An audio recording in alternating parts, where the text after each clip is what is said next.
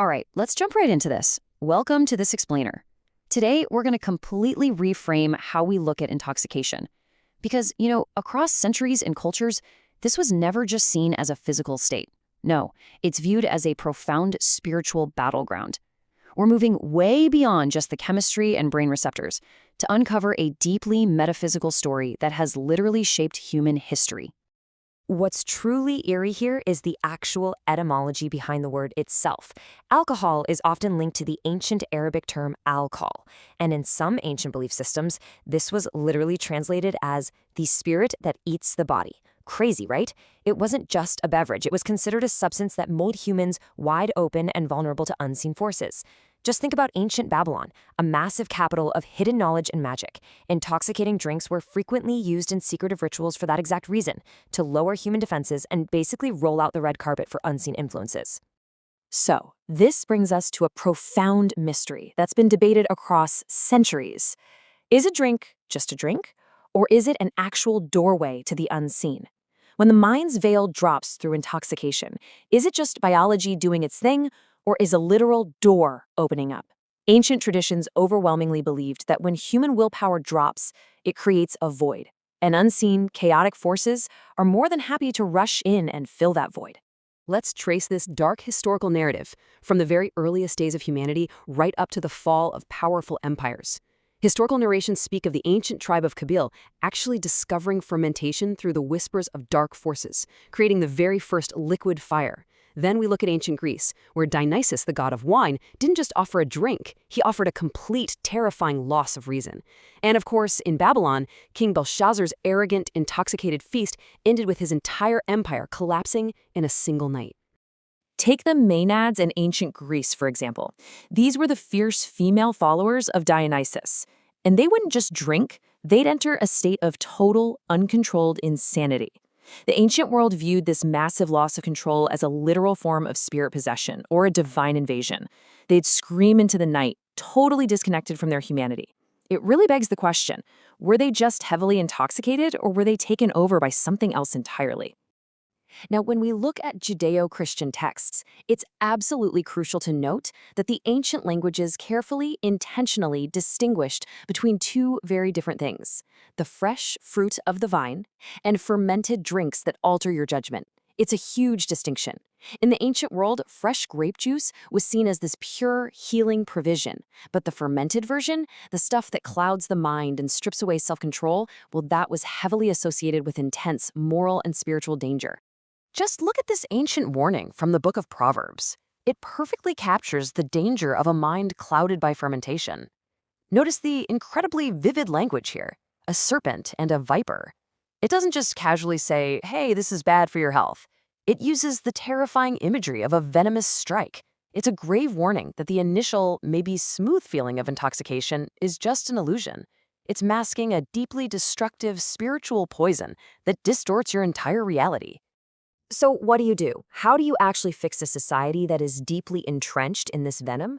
Well, modern addiction specialists are often totally amazed by the gradual, 17-year psychological process used in early Islamic history. It was a profoundly wise method to wean a deeply accustomed society off of intoxicants. Because let's be real, you can't just shout rules at people and expect them to change overnight. You have to patiently build the foundation first. Stage 1 was all about acknowledging the danger. This first phase didn't demand an immediate ban. Instead, it focused on planting faith in the heart, firmly declaring that the harm of the substance was far greater than any perceived benefit. Then we moved to stage 2, establishing restrictions. This phase restricted intoxication during prayer times, but crucially, it was a period of teaching profound mercy. There's this amazing historical account of an intoxicated companion who severely injured some camels. When the Prophet of Islam saw him in this nonsensical state, he didn't argue or scream. He simply turned away, choosing empathy over anger, which allowed the community to keep growing. And finally, stage 3, the complete seal. Once faith was fully rooted, the substance was declared a filth of the unseen. And because the people's hearts were actually ready, they willingly poured their containers out into the streets. It wasn't forced by the sword, it was an organic surrender because their spiritual void had been filled with something so much stronger. Jumping over to modern medicine for a second. Severe withdrawal from heavy drinking triggers a terrifying crisis known as delirium tremens. We're talking radical, massive changes in brain chemistry. When you look at what happens when these toxic substances leave a heavily dependent body, it is truly terrifying. And honestly, it forces us to ask a chilling question. Are ancient theological warnings and modern medical diagnoses actually just describing the exact same phenomena?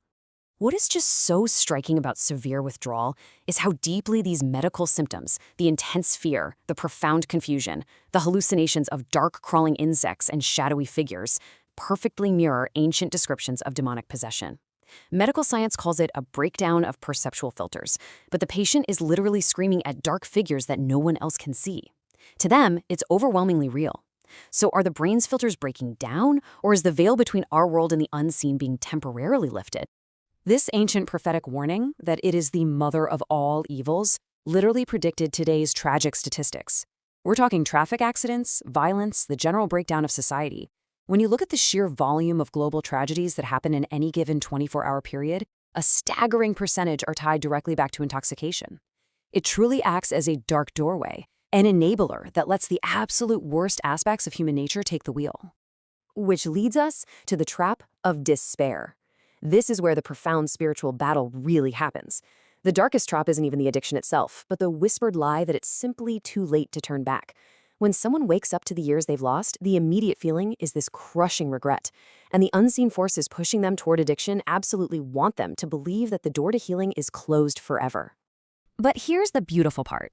Even in the deepest darkness, ancient theology teaches that sincere, remorseful return can completely rebuild a person's collapsed willpower.